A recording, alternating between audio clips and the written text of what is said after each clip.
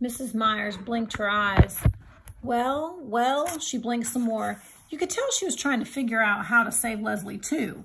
Well, in that case, one could write a one-page composition on something else. Couldn't one, Leslie? She tried to smile across the classroom upheaval to Leslie, but it was no use. Class, class, class! Her Leslie smile shifted suddenly and ominously into a scowl that silenced the storm. She handed out dittoed sheets of arithmetic problems. Jess stole a look at Leslie. Her face, bent low over the math sheet, was red and fierce. At recess time, when he was playing King of the Mountain, he could see that Leslie was surrounded by a group of girls led by Wanda Kay. He couldn't hear what they were saying, but he could tell by the proud way Leslie was throwing her head back that the others were making fun of her. Greg Williams grabbed him then, and while they wrestled, Leslie disappeared. It was none of his business, really, but he threw Greg down the hill as hard as he could and yelled to no one in particular, "Gotta go!" He stationed himself across from the girls' room. Leslie came out in a few minutes. He could tell she had been crying. "Hey, Leslie," he called softly. "Go away!" She turned abruptly and headed the other way in a fast walk. With an eye on the office door, he ran after her. Nobody was supposed to be in the halls during recess. "Leslie, what's the matter?" "You know perfectly well what's the matter, Jess Aarons." "Yeah," he rubbed his hair. "If you'd just kept your mouth shut, you can always watch at my..." But she had wheeled around again and was zooming down the hall. Before he could finish the sentence and catch up with her, she was swinging the door to the girls' room right at his nose. Jess slunk out of the building. He couldn't risk Mr. Turner catching him hanging around the girls' room as though he was some kind of pervert or something. After school, Leslie got on the bus before he did and went straight to the corner of the long back seat, right to the 7th grader's seat. He jerked his head at her to warn her to come up further, up front. But she wouldn't even look at him. He could see the 7th graders headed for the bus, the huge, bossy, bosomy girls and the mean, skinny, narrow-eyed boys. They'd kill her for sitting in their territory. He jumped up and ran to the back and grabbed Leslie by the arm. "You gotta come up to your regular seat, Leslie." Even as he spoke, he could feel the bigger kids pushing up behind him down the narrow aisle. Indeed, Janice Avery, who among all the 7th graders was the one person who devoted her entire life to scaring the wits out of anyone smaller than she, was right behind him. "Move, kid," she said. He planted his body as firmly as he could, although his heart was knocking at his Adam's apple. "Come on, Leslie," he said, and then he made himself turn and give Janice Avery one of those lookovers from frizzed blonde hair, past her too-tight blouse and broad beam jeans to gigantic sneakers. When he finished, he swallowed, stared straight up into her scowling face, and said, almost steadily, "Don't look like there'll be room across the back here for you and Janice Avery." Somebody hooted, "Weight Watchers is waiting for you, Janice." Janice's eyes were hate-mad, but she moved aside for Jess and Leslie to make their way past her to their regular seat. Leslie glanced back as they sat down and then leaned over. "She's going to get you for that, Jess. Boy, she is mad." Jess warmed to the tone of respect in Leslie's voice, but he didn't dare look back. "Heck," he said, "you think I'm going to let some dumb cow like that scare me?" By the time they got off the bus, he could finally send a swallow past his Adam's apple without choking. He even gave a little wave at the back seat as the bus pulled off. Leslie was grinning at him over Maybelle's head. "Well," he said happily, "see you." "Hey, do you think we could do something this afternoon?" "Me too. I want to do something too," Maybelle shrilled. Jess looked at Leslie. No was in her eyes. "Not this time, Maybelle. Leslie and I got something we got to do just by ourselves today. You can carry my books home and tell Mama I'm over at Burke's, okay? I'm over at the Burke's, okay? You ain't got nothing to do. You ain't even playing nothing." Leslie came and leaned over Maybelle, putting her hand on the little girl's thin shoulder. "Maybelle, Would you like some new paper dolls? Maybelle slid her eyes around suspiciously. What kind? Life in colonial America. Maybelle shook her head. I want Bride or Miss America. Well, you could pretend these are Bride paper dolls. They have lots of beautiful long dresses. What's the matter with them? Nothing. They're brand new. How come you don't want them if they're so great?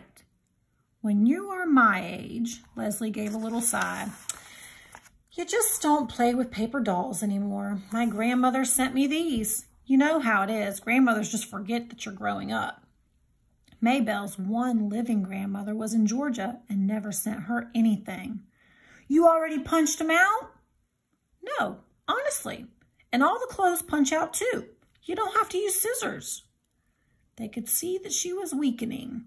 How about, Jess began, you coming down and taking a look at them, and if they suit you, you could take them along home when you go tell Mama where I am. After they had watched Maybelle tearing up the hill, clutching her new treasure, Jess and Leslie turned and ran up over the empty field behind the old Perkins place and down to the dry creek bed that separated farmland from the woods. There was an old crabapple tree there, just at the bank of the creek bed, from which someone long forgotten had hung a rope. They took turns swinging across the gully on the rope. It was a glorious autumn day, and if you looked up as you swung, it gave you the feeling of floating. Jess leaned back and drank in the rich, clear color of the sky. He was drifting, drifting like a fat, white, lazy cloud back and forth across the blue. Do you know what we need? Leslie called to him. Intoxicated as he was with the heavens, he couldn't imagine needing anything on earth. We need a place, she said, just for us. It would be so secret that we would never tell anyone in the whole world about it. Jess came swinging back and dragged his feet to a stop. She lowered her voice almost to a whisper. It might be a whole secret country, she continued, and you and I would be the rulers of it. Her words stirred inside of him. He'd like to be the ruler of something, even something that wasn't real. Okay, he said. Where could we have it?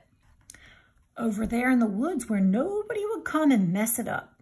There were parts of the woods that Jess did not like, dark places, where it was almost like being underwater, but he didn't say so. I know, she was getting excited. It could be a magic country like Narnia, and the only way you can get in is by swinging across on this enchanted rope. Her eyes were bright, and she grabbed the rope. Come on, she said. Let's find a place to build our castle stronghold. They had gone only a few yards into the woods beyond the creek bed when Leslie stopped. How about right here? She asked. Sure, Jess agreed quickly, relieved that there was no need to plunge deeper into the woods. He would take her there, of course, for he wasn't such a coward that he would mind a little exploring now and then farther in amongst the ever-darkening columns of the tall pines. But as a regular thing, as a permanent place, this was where he would choose to be. Here, where the dogwood and the redbud played hide and seek between the oaks and the evergreens, and the sun flung itself into golden streams through the trees to splash warmly at their feet. Sure, he repeated himself, nodding vigorously. The underbrush was dry and would be easy to clear away. The ground was almost level. This will be a good place to build. Leslie named their secret land Terabithia.